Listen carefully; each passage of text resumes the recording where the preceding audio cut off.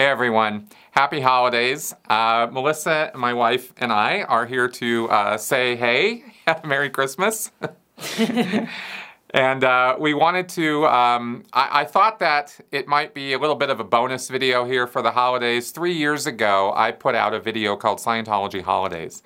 And I described how Scientologists celebrate different holidays throughout the year. But it occurred to me this year that I could throw out a little bonus video for you guys about what Christmas was like for me as a Sea Org member. And, of course, how it is now, because it's very different now than it used to be when I was in the Sea Org. Mm-hmm. And so Melissa's going to help me out with this. Thank you for doing this. You're welcome. Okay. Christmas in the Sea Org. I hated Christmas. I grew to hate Christmas as a Sea Org member. When I was a Scientologist, I celebrated Christmas like everybody else does. It was mainly a secular kind of event. It didn't rely on any Christ belief or God belief in the world of Scientology. Scientologists, do present exchanges and get trees and decorate them. I mean, we did the full Christmas deal my entire childhood. There was never any lack of any of that. I actually, in first grade, played Joseph in the Christmas play. I mean, I had a whole standard childhood Christmas experience. There really wasn't anything different for me about it, and I liked Christmas. I grew up thinking Christmas was the bee's knees, man. It was awesome. Get presents, give other people things, And that was how I celebrated Christmas when I joined staff in Santa Barbara. Not a lot of money. And I lived by myself in Santa Barbara. In fact, for much of the time that I was in Santa Barbara, I lived in the org. So I would be Christmas coverage, because here was the thing about the orgs is they never are supposed to close, ever, for any reason. And Scientologists sometimes come from different backgrounds. I mean, you have Jewish Scientologists, for example, right? We had a guy in Santa Barbara who, his name was Joe, he was a taxi driver, and he was a Jewish guy, and he wanted to come in and do course on Christmas. He had the day, and he didn't, he wasn't going to be giving any taxi rides to anybody, so the org was supposed to be open. So I would be the coverage, and I would pretty much volunteer for that most of the time.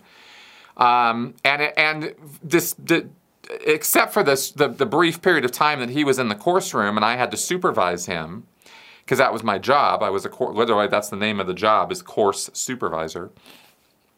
Besides that, I just rent a bunch of movies, and this is back in the in the 80s and 90s, so VHS tapes were still a thing. Blockbuster was still open. And I'd rent a pile of movies and food, and I would just kind of have the day, and sometimes every now and again, somebody might invite me over for Christmas at their place, but that was few and far between. Most of the time, I just spent it by myself. Well, what about when you were married, though?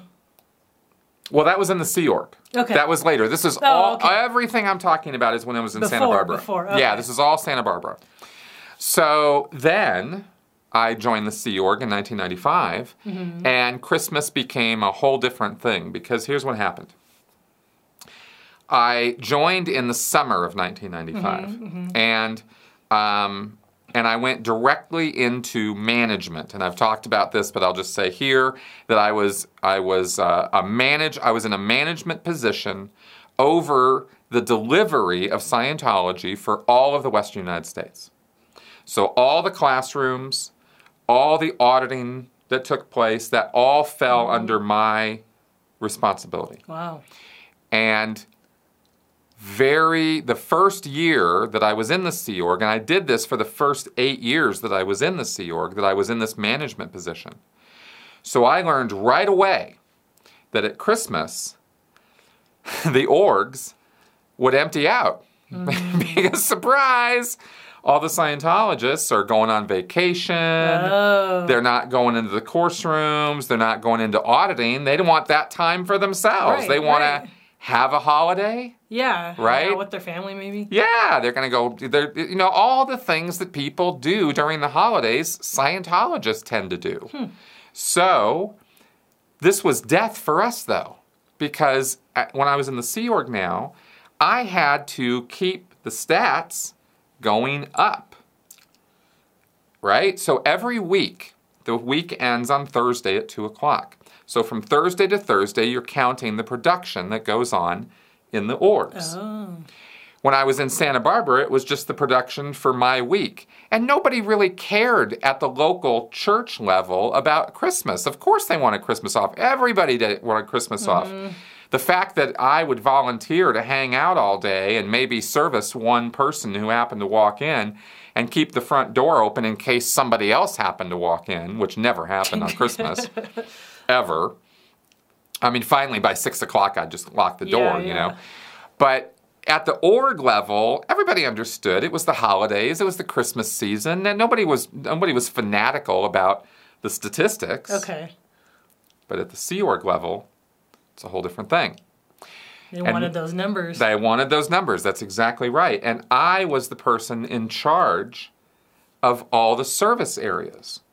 So here's all these students and all these people who are getting auditing, called pre-clears, taking off. For a week or two even sometimes. Those assholes, they would just take off and have a holiday. Well, I was a Sea Org member. I didn't get a holiday unless I had my stats going up. Unless I could show that the stats weren't going to crash. And I came to learn about, well, actually, I think during the time that I was actually in, we had I'm trying to remember exactly how we called it this, but basically it was Black Christmas. We wanted a Black Christmas. You know, they had Black Fridays, right? Right. Black Friday came around, right? And Black Friday has not been around forever. No. I mean, I can't remember exactly when it started, but I remember us adopting this Black Friday sort of thing, because Black Friday is called Black Friday because everybody's sales go screaming up to the roof, and they're in the black. Yeah. Well, we called it Black Friday or Black Christmas because it was dark, black, evil, like everybody was leaving. And we wanted to prevent a Black Christmas. Okay. Right? So we didn't want anything like that. And in fact, we would not even grant the approval to the heads of all of the orgs to take off for Christmas themselves unless they could show us that all the numbers were in for weeks ahead, that they were going to make up for the loss of Christmas. Oh. So we would use, what would happen is we would sort of make up these spreadsheets of numbers of every day of the season, of December, and how many, it was called the slots game. How many slots did you have filled in the course room, okay? Quite simply, let's say a guy was going to come in for a full day in the classroom, in a classroom in Santa Barbara. That would be 3 slots, morning, early afternoon, late afternoon. 3 slots, 3 scheduled slot periods. Well, we would look at what their regular time schedule was outside of the holiday season, and we'd say, well, you better have at least that number of slots scheduled. So it became the slots game. And we would demand from the supervisors and from the staff of every one of the churches all over the West U.S. that they send us a day-by-day breakdown of the slots.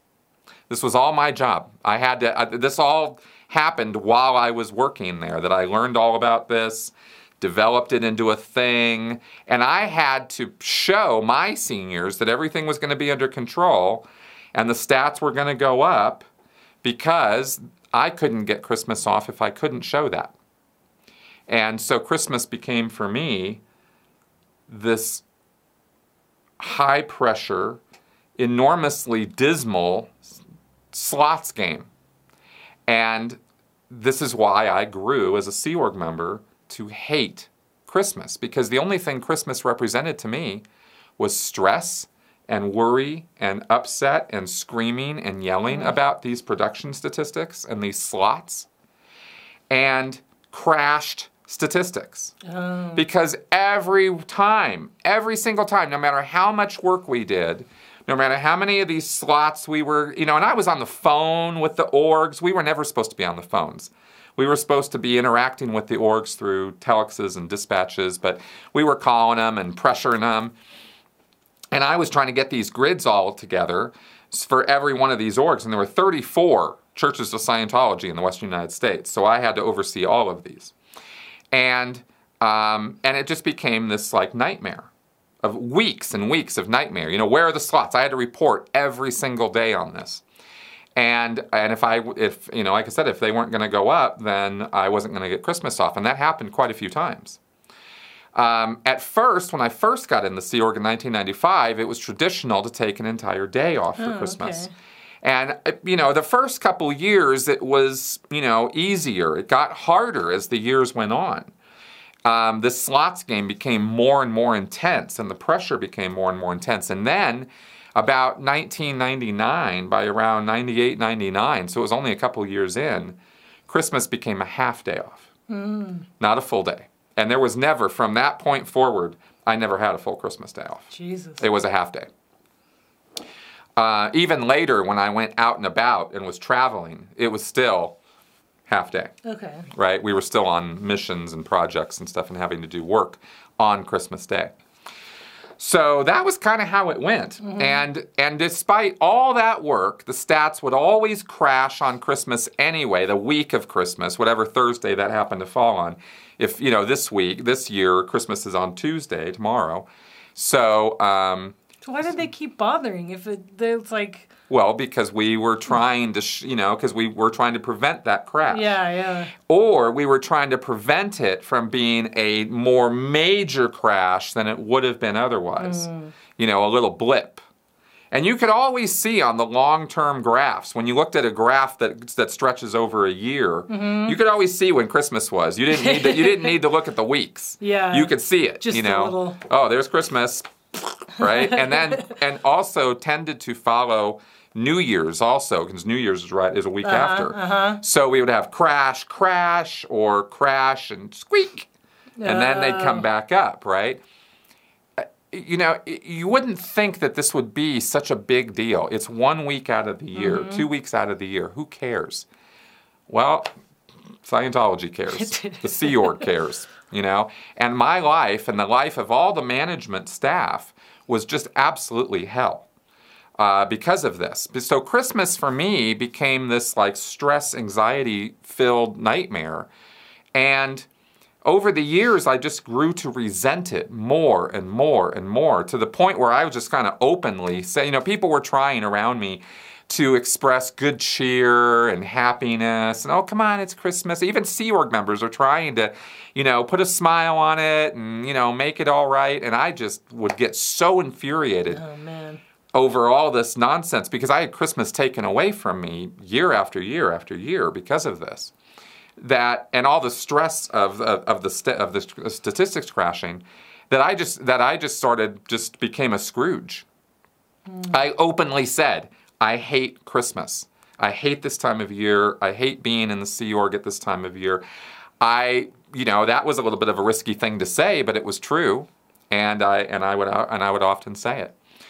So it was funny because I actually the only time that I actually got challenged on that was when I was on the RPF. Oh wow! Yeah, I was on the RPF. I mean, I'm in the shithole of shitholes of the Sea Org, right? I'm in like the worst assignment you can get, and I am hating my life. And on the RPF, there are no holidays, but Christmas is still Christmas, right? It's not like you're going to get time off. But what happened on the RPF is instead of having a 20-minute dinner, we would have a 30-minute dinner. Oh boy! Yeah, Woo! And we got 10 minutes, and we got pumpkin pie. Yeah, because Christmas on the base was a big deal, and to their credit, the galley would go way, way out of their way to cook turkey and pumpkin pies, and I mean, they really, really did something nice for us on Christmas every year. Not the RPF, the entire crew. On the RPF, we were beneficiaries of that, even though we were on the RPF and we were supposed to just be being punished all the time. On Christmas, we would get the turkey and we would get a couple pumpkin pies and stuff, and there was no gift exchange. There was no going to the store. Yeah, you didn't have any time to go to the store and buy something. Here's some dirt I dug up for you. Yeah, exactly. if you really wanted to give if you were on the RPF and you had a twin and you're working with this person, you might buy them a candy bar in the canteen or something. That's the kind of big money expenditure you could make on the RPF. Because you're getting $11 a week. Yeah. Right? So that was the extent of Christmas exchanges, right? Mm-hmm. What you really wanted on Christmas was a care package from your significant other. Oh. I was really into that. So like at around Christmas time, my wife would go to Trader Joe's, and I would get a bag of Trader Joe's trail mix, some protein, some Cliff Bars, and a nice card, maybe a little bit of money, like $10 or $20 or something, and that was it. That was Christmas on the RPF, right? So I brought up while I was on the RPF, oh, Christmas, I fucking hate this time of year. It's so, pardon my French, but that's how, I had a lot stronger words than that for Christmas. And I was actually challenged. I was told, why are you, like, Christmas, man, come on, this is Yeah. And these were people who had not lived through the same kind of anxiety that I had as a management person. It was a lot different for the service org staff members, the Sea Org members who were directly servicing the public at ASHO or at the advanced organizations, because Christmas time for them, as I came to learn once I became a staff member in a service org, not in the management org, the service orgs had it a lot better because their Christmas bonuses were way better than our management bonuses.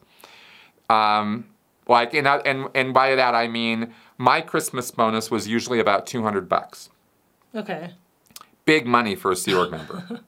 The service org guys would get $500, $600, $700. Oh, wow. So it was 2 to 3 times more than we were making. Yeah. And we were the guys managing them.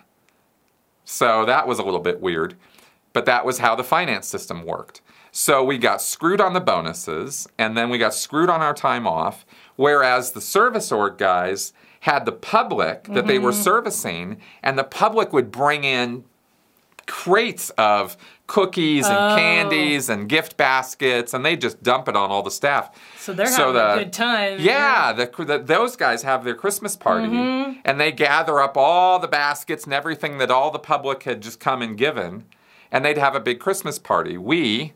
Our Christmas party was sitting in the basement sending out telexes, about how you better have your stats up, Yeah. It just sucked. Christmas just kind of sucked. So anyway, that all being said, I just wanted to kind of get across, how much I hated it, because I wanted to say that now it's so different.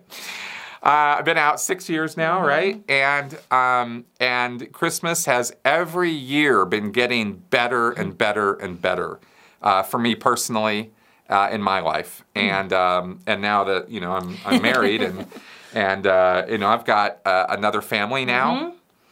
We've been doing Christmas for the last couple of years. Yeah. Where we go over to your parents' place and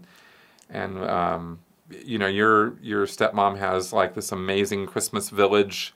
These little model houses. She has a Dickens village. It's based off of mostly Christmas Carol, but a couple other Dickens books too. And it's all these little different villagers and buildings. And my dad helps her put it up every year, and it's intense. Yeah, it's quite a task. I mean, it's extensive. It's like a town in her house. Like a whole shelf unit. Yeah. A big shelf unit. Yeah, she really gets into it. But they're great. They're so cute, and they light up, and it's all very, very cute. There's one where there's little ice skaters going around and around on this little mirror. Yep. But here's the thing. While I kind of think that's a little bit funny and silly and a little bit ridiculous, that actually helped lighten me up quite a bit, because I came out of the Sea Org and I still hated Christmas. It was just teeth gnashing. Christmas, don't talk to me about that. And now I actually now I'm having a lot of fun with it. Now we're looking forward to it. And we do the whole, you know, we're both atheists or agnostics, whatever you want to say, right? And so we've you know, but Christmas is completely a secular activity at this point. I mean, let's be honest. You know, if you you know, I think if you were to ask just about anybody about it, they'd be talking to you about presents and stockings and all that. They wouldn't be talking to you about, you know, our Lord Jesus Christ and his birthday. Unless they're you know? real serious. Yeah, if they're really hardcore, they will. But I think I'm on pretty solid ground to say, you know, hey, we're kind of more into the physicality. We're more into Santa than Jesus. Yeah, exactly. You know, I mean, let's just and that's not even an insult. That's not even meant as any kind of a derision. It's just kind of, you know, the holiday has its roots in secularism, paganism. Got absconded by the Christians, and yet it's just filled with pagan idolatry and symbolism, you know. So we've just been having a ton of fun with Christmas, and you know, getting all the presents and doing all the traditional stuff. And for the first time this year, which is why I actually made me think to make this video, for the first time this year has been the first Christmas where I've experienced no stress. Not over presents, of course. You always stress over presents, you know, but about the season itself. Right. You know, there's no I don't know, there's just no freak out in the season in my head anymore. And it took 6 years to make that happen. But now that's finally occurred. So anyway, so that was a very Sea Org Christmas and recovery from the Sea Org's awful Christmases, you know. It was always stressful getting time off in the Sea Org, always. But it was never more stressful than during Christmas because and the real cause of the stress, just to be super, super clear about this, is because family and outside people wanted to see us, you know, just like they want to see everybody. Right. And Christmas is the time you're supposed to spend with your family more than any other time. And there was always this hammer right over my head all the time. I only got one Christmas while I was in the Sea Org. I'm actually thinking, did I even get that? Yeah, one Christmas, I believe, I spent with my family when I was in the Sea Org, 17 years. Wow. So, you know, I never was able to make that time off happen because of that slots game and all the rest, you know. So Christmas was not a family time for me. It wasn't a wonderful time. It was an awful time. And now it is totally 180 degrees from that. So anyway, just wanted to share that with you guys. Thanks for coming around and listening. And Merry, Merry Christmas to all of you. We wish you the best of the holiday season. And obviously not everybody's celebrating Christmas out there. So, you know, whatever you're celebrating Happy for the holidays or non-holiday or whatever. Exactly. I always just sort of, you know, flippantly throw out, you know, Merry Kwanzaa. Because that just kind of represents the most exotic holiday of the season for some reason for me. Anyway, guys, thanks for and leave any questions, comments, or feedback below. Otherwise, have a great Christmas, and we'll see you guys later. Bye-bye.